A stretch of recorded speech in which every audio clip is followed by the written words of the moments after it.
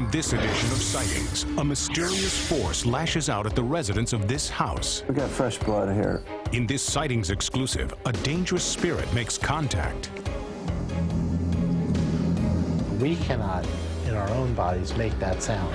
Then, secrets from the Red Empire. The Soviet military called it Height 611. A UFO crashed here, and now the evidence is analyzed. It could very well be of an extraterrestrial origin. Plus, it may not have been a hoax after all. Witnesses tell us that Nessie lives. All I can say is that I saw a very large creature, living creature, for sure. And this boy's mysterious connection with dolphins leads to a miracle. The dolphins just went crazy. It was like he had come home. He was in heaven now.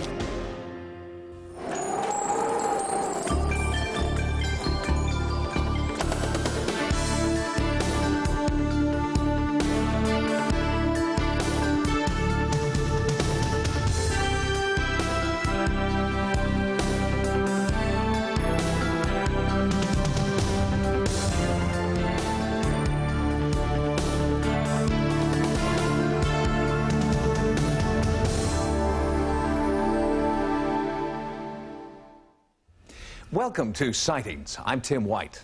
Since Sightings went online, your response has been staggering, and no story has generated more email than our series of reports on the Heartland Ghost.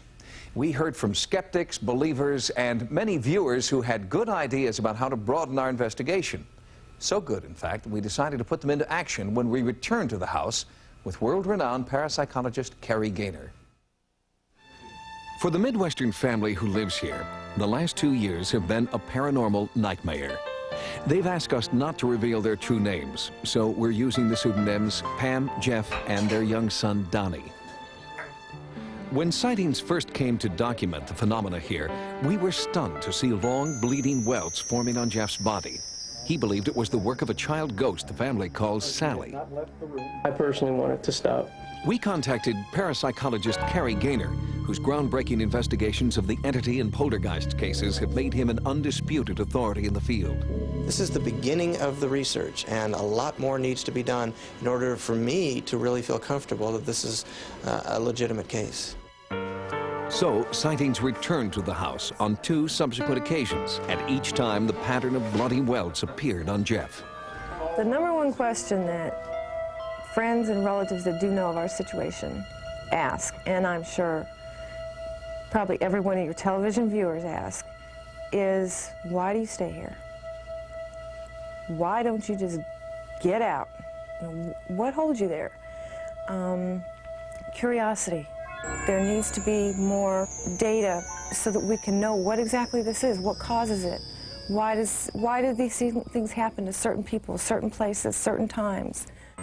Based on our initial findings, Carrie Gaynor joined the Sightings investigative team on our most recent trip to the Midwest. Tell me about your fear level in the beginning and how you feel now.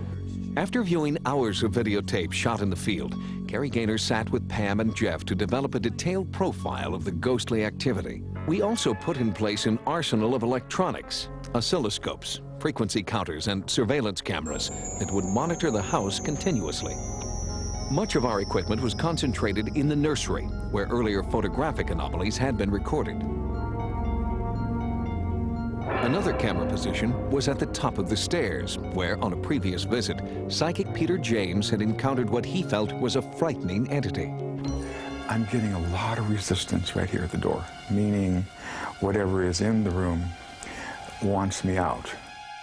2 cameras were placed in the living room area, where many people had experienced strange events. Our pictures on the wall are turned upside down. The vacuum will turn off when we're vacuuming. The TV will come back on after we've turned it off. The stereo will come back on after we've turned it off. My son's musical toys will play for no reason. We were now set to monitor any anomalous activity that might occur inside the house. We turned the family kitchen into a control center. Audio transmitters were placed around the house and separate video recorders assigned to each camera. We also set up a handheld thermal imaging system. Any unusual cold spots would turn the normally red tones of human flesh to blue. During this setup, producer Craig Armstrong had his own encounter. There it went right again, right over here. But I get like a cool right here. It's really weird. Perhaps it was a premonition of things to come, or a result of what Peter James had felt during his psychic investigation when he sensed death and despair. I do feel, as we speak, that over the years that at least 3 people died in this house. Our review of town records confirmed Peter James's psychic impressions. 3 people did, in fact, die in the house. One in 1872, another in 1900, the last in 1918. We unearthed their death records on the eve of our all-night vigil. Cary Gaynor asked that his investigation continue by low-level lamplight. All right, why don't you make a request, anything that comes to your mind. Sally, could you do this for me, please? I'd like for you to show them that you're really here. No one in the room heard a response, but our videotape recorded a chilling sound.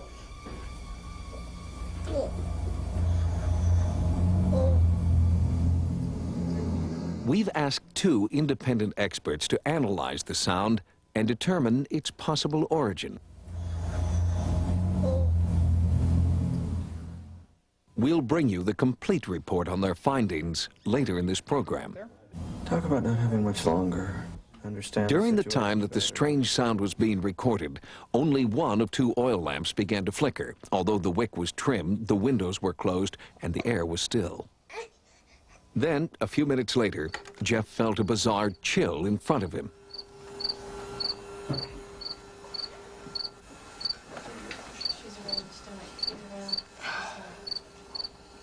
Yeah, we've got a new scratch. Yeah, we got fresh blood here. This wasn't here 2 minutes ago. It was just one of many scratches that appeared periodically throughout a night of bizarre events. When Pam walked in a specific area at the top of the stairs where many had felt a menacing presence, our frequency counter suddenly and inexplicably jumped from 399 to 575 megahertz. Earlier in the day, in the same area, one of our surveillance cameras picked up large amounts of interference, seen here in slow motion. But this camera was on a closed circuit, and it would be impossible for it to pick up electrical interference. And in the nursery, video signals seemed to drift and then disappear entirely, although there was no break in electrical power or the video cable. After a few moments, the signal returned to normal.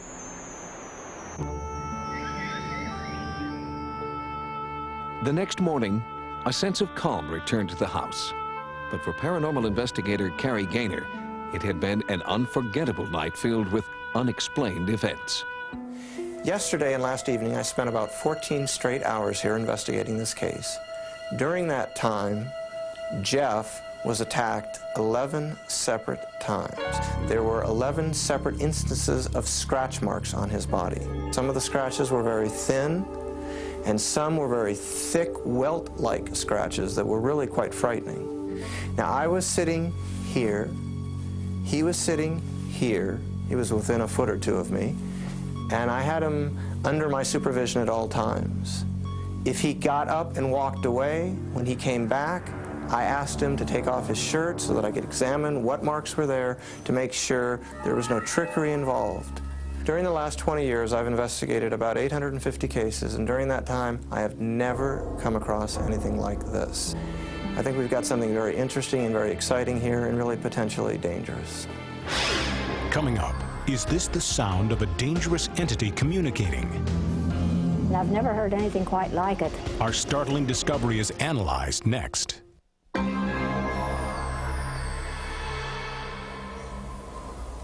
During our most recent investigation into the Heartland ghost, we heard this. I'd like for you to show them that you're really here.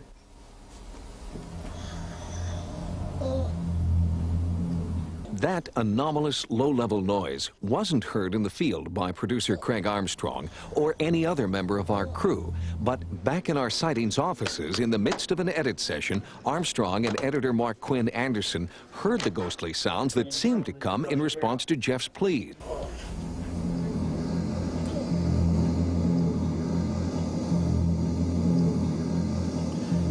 We We immediately took copies of the suspect tape to two diverse audio experts. Rick Wilson, president of Digisonics, is a forensic audio specialist who works routinely with the CIA and FBI and has also analyzed black box recordings for the FAA.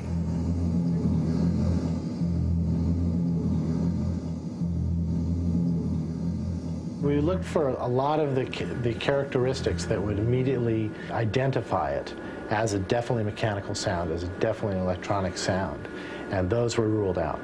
See, one thing that makes this sound interesting and eliminates a lot of possibilities right off the bat is that above about 500 hertz, there's nothing there. There's nothing in this sound. There's a lot of background noise, but that's constant before and after the sound. But when this sound comes in, it's all low frequency, and that's it. And we cannot, in our own bodies, make that sound. If the sound is not natural, could it be supernatural? For an answer, we turn to electronic voice phenomena authority Sarah Estep. I've been taping for 18 years, and I've investigated a number of haunted homes, houses, properties, locations, and I've never heard anything quite like it. It sounds more like an energy sound, perhaps put out by the other side. It's interesting that it came right after Jeff asked Sally to please let them know that she was here. And then this low rumbling sound started and built up in volume, an energy sound that perhaps they produced at his request. Very, very interesting. Is it a ghost? I really have absolutely no way of knowing. I really don't. My best bet is that it's something magnetic. And how that magnetism was introduced is anybody's guess. I'd like for you to show them that you're really here.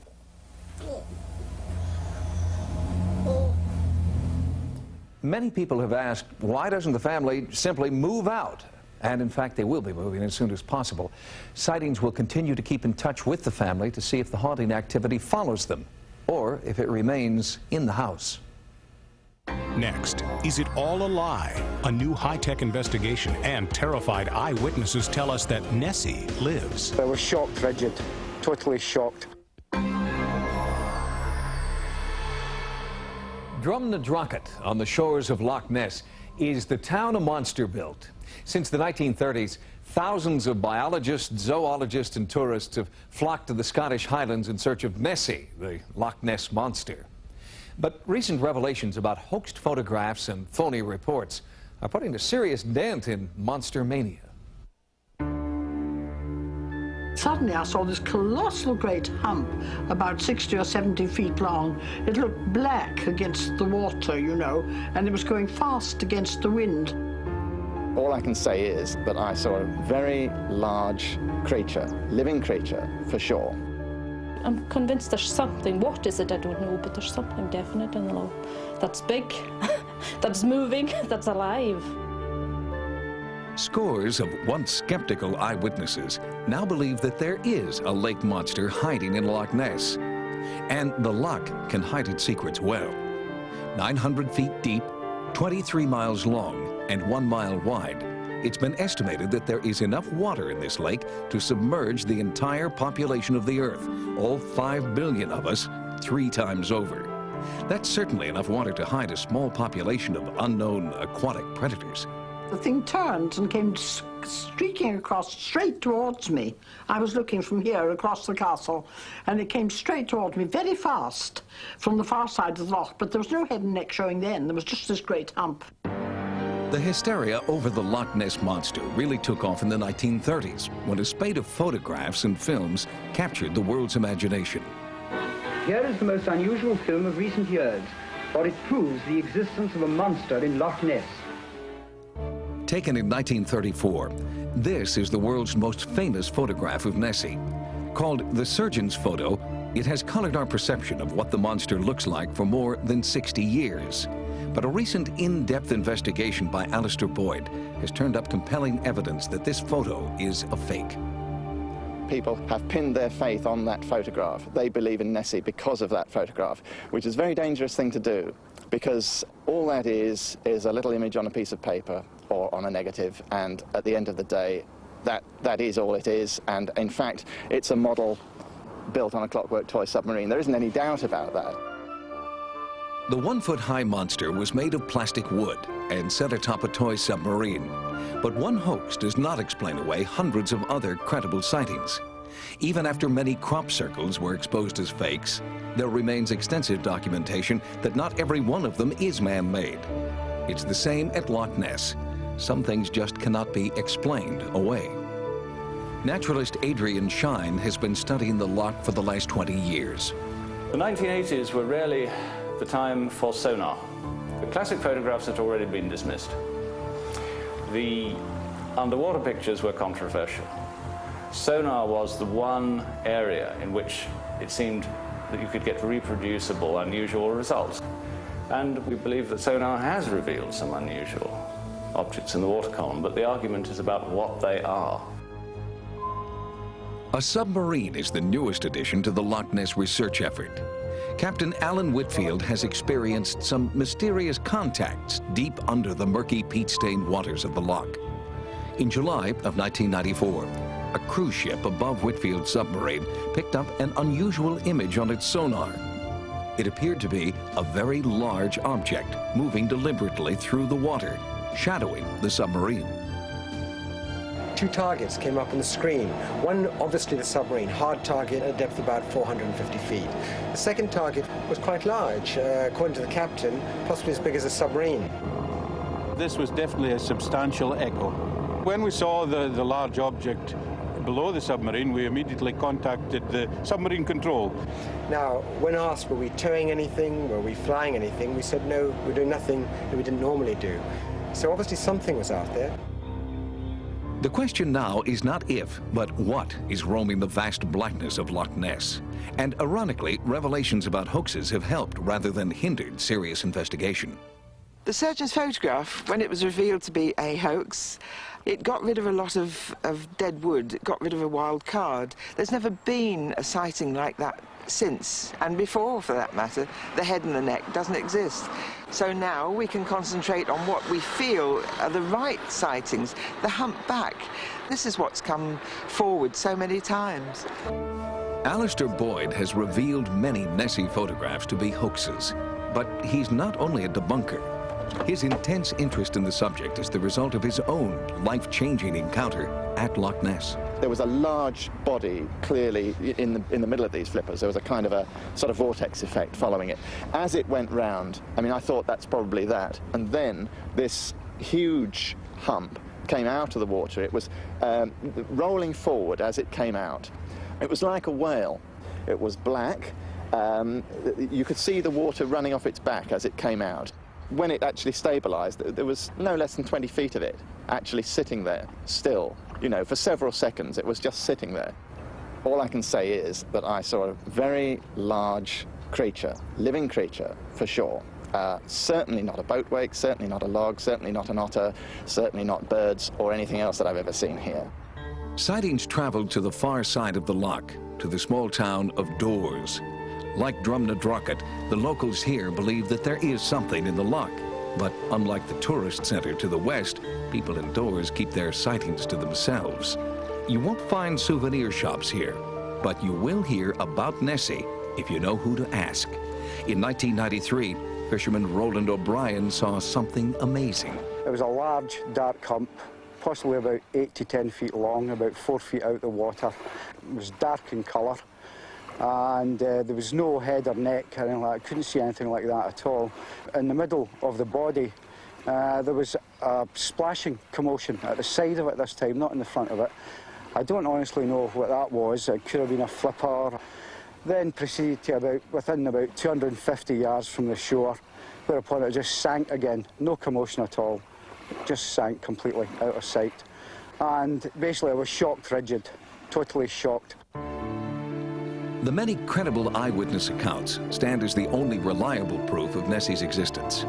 After compiling the characteristics common to those sightings, we can build this profile of the Loch Ness Monster. The sightings are of a large hump, no head or neck. The creature can move swiftly against the tide. There are fins at its side. It is black and resembles a whale. When it submerges, it goes straight down. without a ripple, and it is huge. 60 years have gone by, and what do we actually know? Very little, very little. Everybody has theories, but to my mind, there are too many theories at Loch Ness and not enough people out here watching. I think if everybody who's ever put forward a theory on the identity of the Loch Ness Monster actually had put in 1,000 hours watching, there wouldn't be a mystery. Where are all the scientists who once considered Loch Ness their second home?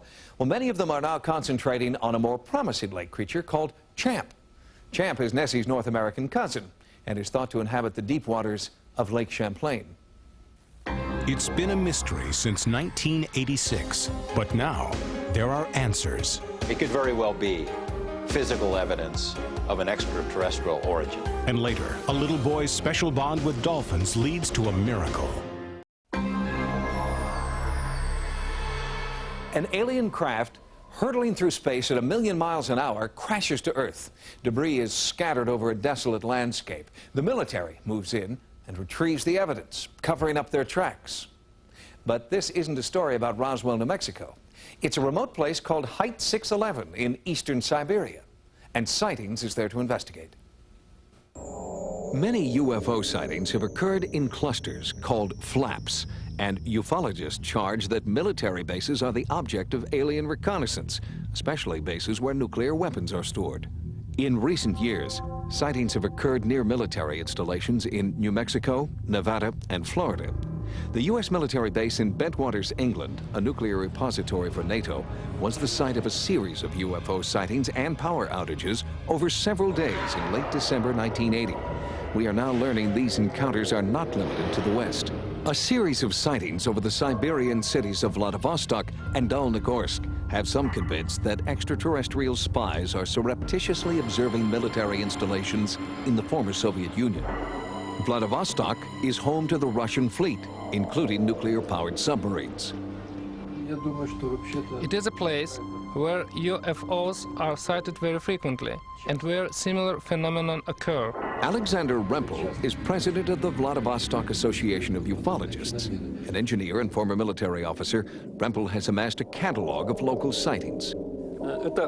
This is a panoramic view of Vladivostok. In broad daylight, people suddenly saw a bright flash up in the sky, and this glowing sphere rose up. One passerby had a camera and shot this object. This photograph of what appears to be a strange three-toed footprint was shot near a Vladivostok military installation. The traces left by these unusual beings are found at the sites of well-guarded military units.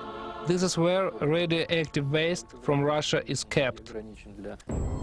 A few miles away from Vladivostok, near the small mining town of Dolnogorsk, a UFO crashed on this hilltop in 1986. The site, known only by its height, Height 611, is littered with strange debris and is considered to be one of the most significant UFO locations in all of Russia. The sphere was red, it was flying straight and then sharply fell down. I saw a fiery balloon fly from this side and fall there on this knoll. After that, a fire started. It burned for 1 hour. The first person to reach the scene was biologist and Academy of Sciences Meteorite Commission member Valery Duzhilny. Something was burning. This could have been a meteorite, but meteorites do not cause fires. When I climbed up to this place, the snow was deep. There I saw a place which left a great impression on me. There was no snow, it just evaporated. I saw the remains of a burnt tree and the remains of metallic spheres. Samples of charred metal gathered at the site attracted nationwide attention. Analysis was done by Russia's most prestigious academies. Whatever remained at the site itself had such unusual properties.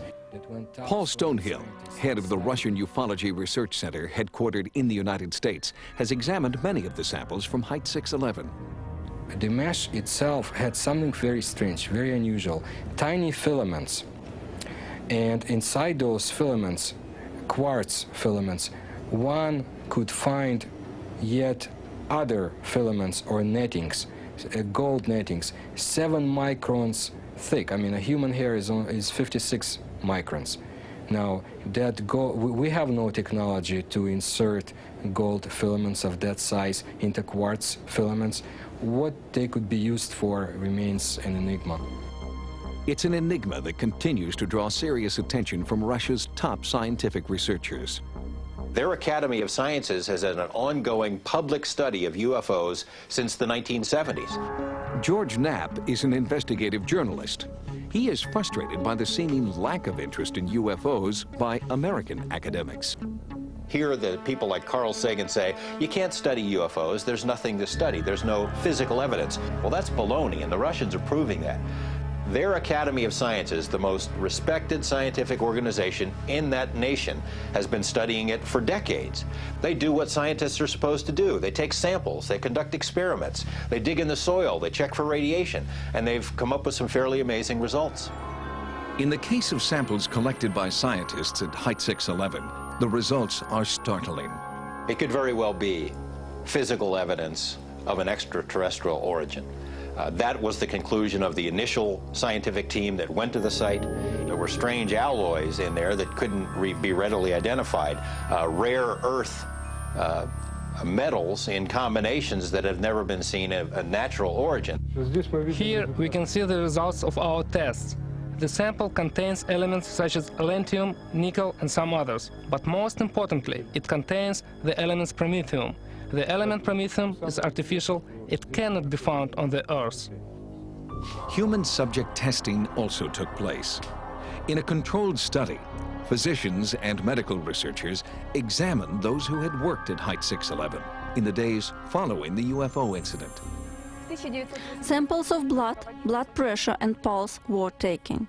For the group that went to the top of Height 611, the number of red blood cells, the differential blood count was altered, and the amount of elements in the blood rose.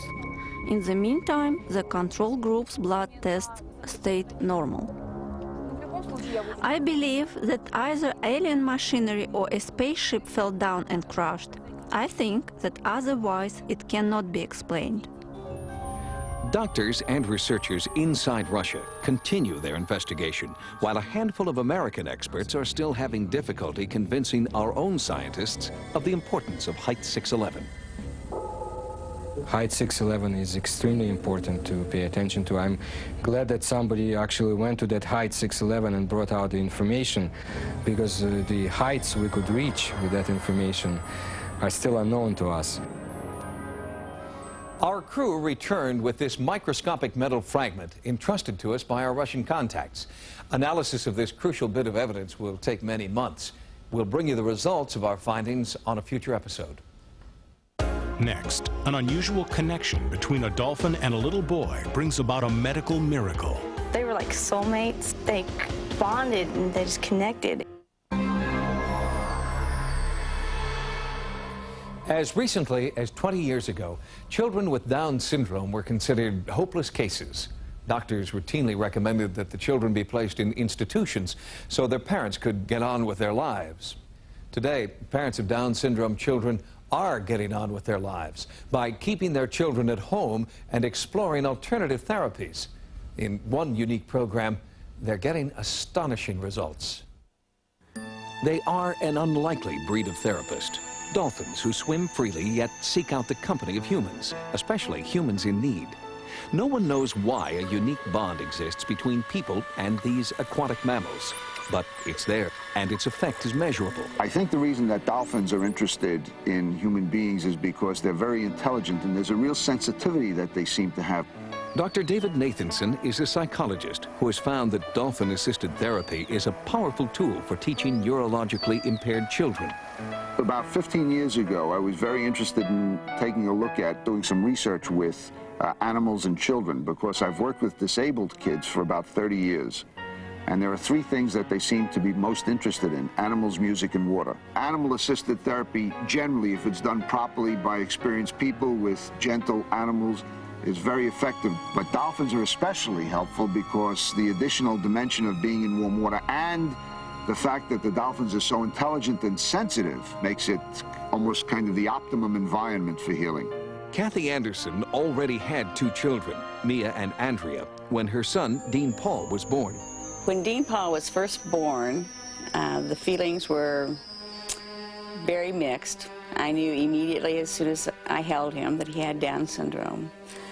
It was kind of a scary feeling, but then I also knew that somehow, some way, everything was really going to be all right. He wasn't like a normal baby. He cried, but he didn't, that's about it. He didn't make any noise, just kind of laid there. He was more like a doll than anything else. Down syndrome is a congenital disorder in which there is an extra chromosome present in each cell of the body. The condition causes toxins to build up between the brain and the skull.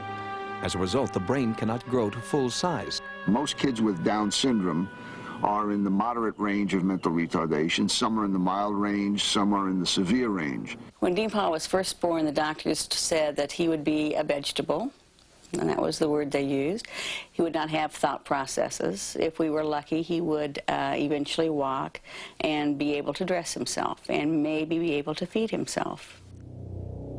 Kathy refused to accept the dismal prognosis offered by Dean Paul's doctors. The whole family worked tirelessly to try and motivate Dean Paul's progress using traditional therapy techniques. But even after 2.5 years, it seemed that it would take nothing short of a miracle to elicit even one word from the struggling toddler. Then Kathy Anderson found her miracle, gracefully swimming circles in the dolphin tank at the local zoo. Our first visit to the Oklahoma City Zoo was when Dean Paul was 2.5 years old. We went to the zoo because they had just opened their Aquatica show, and since I love dolphins, I was going to go see it, and he was going with us. We got into the dolphin show, and he sat up straight, his eyes flew open, and his mouth just gaped, and he didn't take his eyes off the dolphins. I was amazed. He had never paid that much attention to anything and for that long a period of time. He went up after the show when they were feeding the dolphins, and there was a lot of other little kids there, but he just stood and just stared at the dolphins, and they came right to him. They didn't get us their food, or they wanted to play with Dean Paul, and they were talking to him and splashing him, and I remember the smile I got on his face. It was a breakthrough moment that would eventually lead Kathy and Dean Paul to Dr. Nathanson and his dolphin project in Miami, Florida.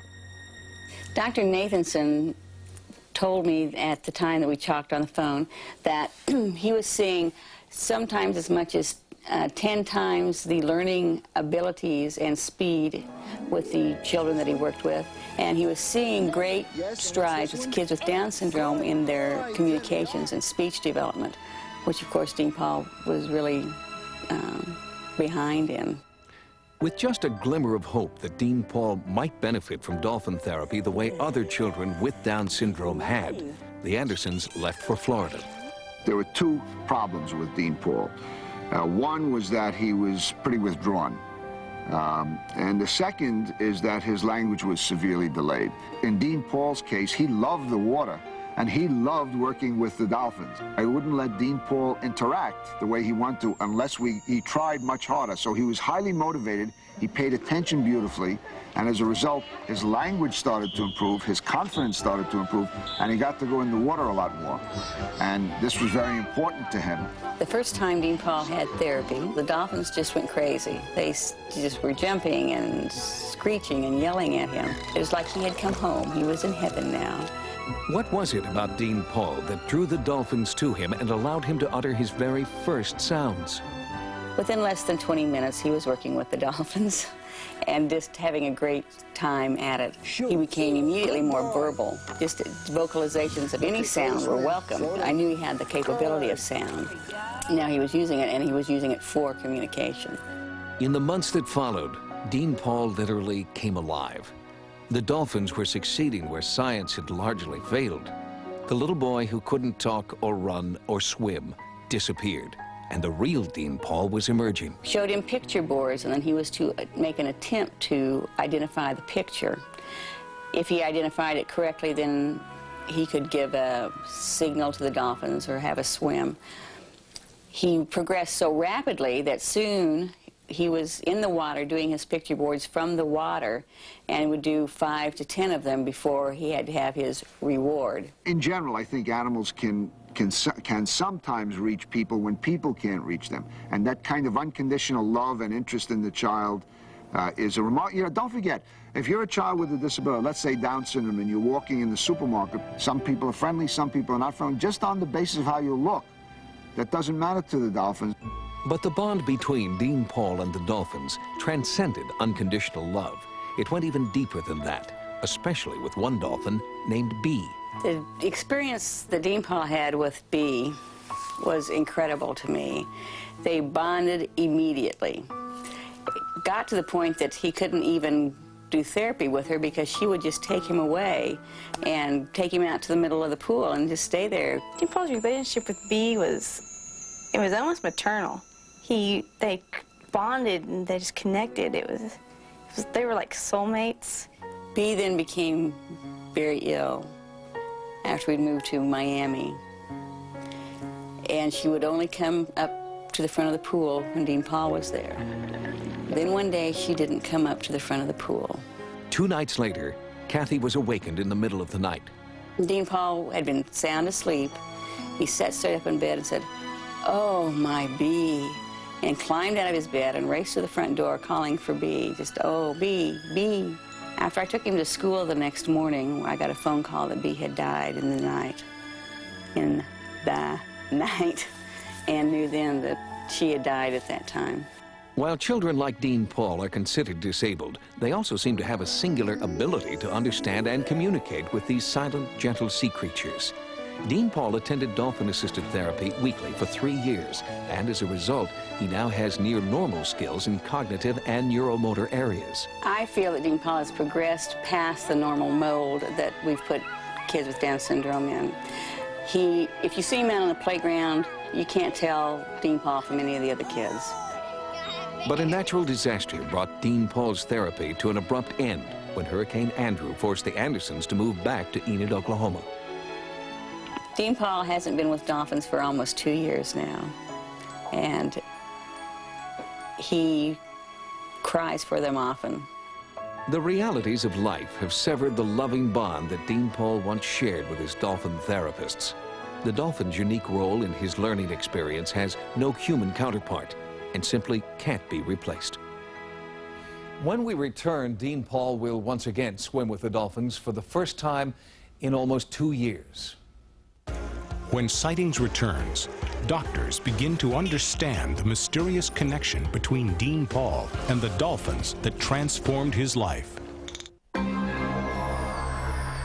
Sightings wanted to know if Dean Paul Anderson's amazing success could be documented scientifically. To that end, we brought together the Andersons and the Aquathought Foundation. That's a research organization which studies the effects of dolphin interaction on humans. We sponsored the trip for scientific reasons, but the rewards came straight from the heart. The remarkable progress of Dean Paul Anderson has been studied and analyzed by psychologists and physicians around the world. But unfortunate circumstances have prevented Dean Paul from having any dolphin contact for over 2 years.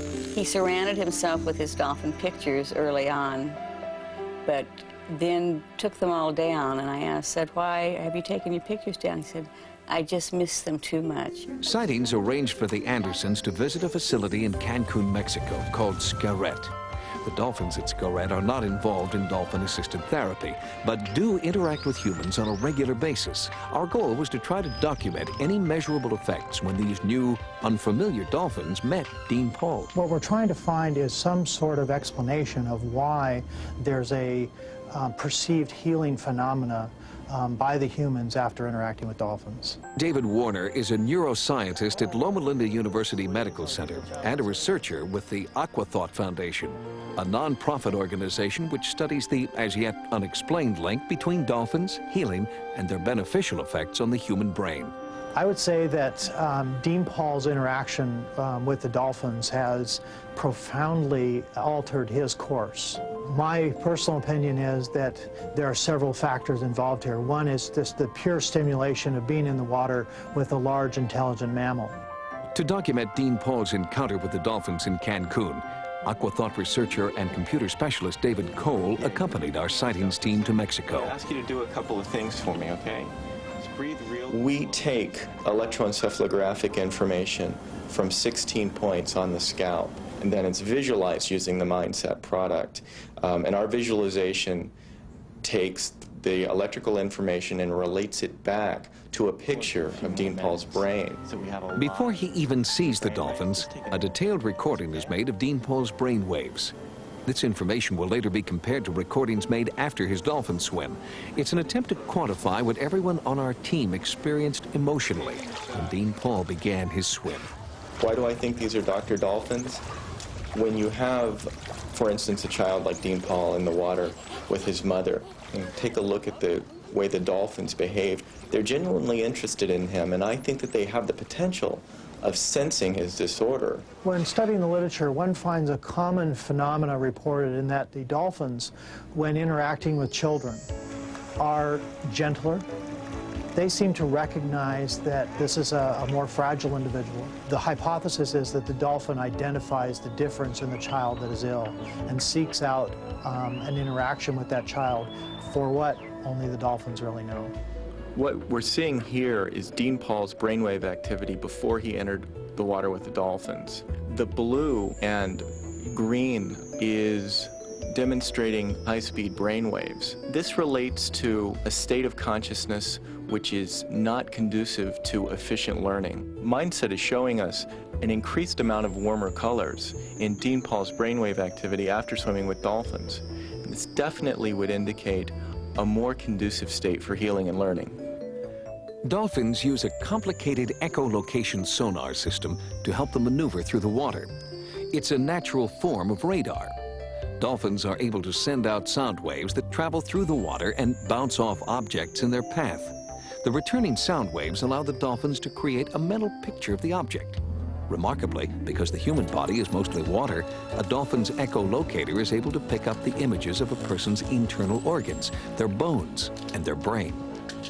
The dolphin echolocation energy, which can be quite intense, is strong enough to make changes in the body actually at the level of the cells. For some reason, those physiological changes push the organism, in this case the human being, into a state of better health. The universal pleasure that we see in the children that do experience this is quite profound. So even if scientifically we're running up a dead end, behaviorally we're dead on track. If we can prove something definitively that being in the water with a dolphin affects your brain in a way that's potentially beneficial, then we've opened the door to serious research. For now, the proof is in the child. He was never supposed to speak or laugh or play. But Dean Paul does all that now and more. Science may not know why, but the Andersons do. They call it dolphin magic. Kathy Anderson reports that since Dean Paul's return from Cancun, his comprehension and retention skills in school have dramatically increased. Kathy reports it's as if everything just clicked. If you've had a paranormal experience, call the Sightings Hotline at 1-900-933-SIGHT. That's 1-900-933-7444. Each call 65 cents a minute. Average call lasts 3 minutes. Sightings is also online. Our email address is sightings@aol.com. Until next time, remember, no mystery is closed to an open mind. For Sightings, I'm Tim White.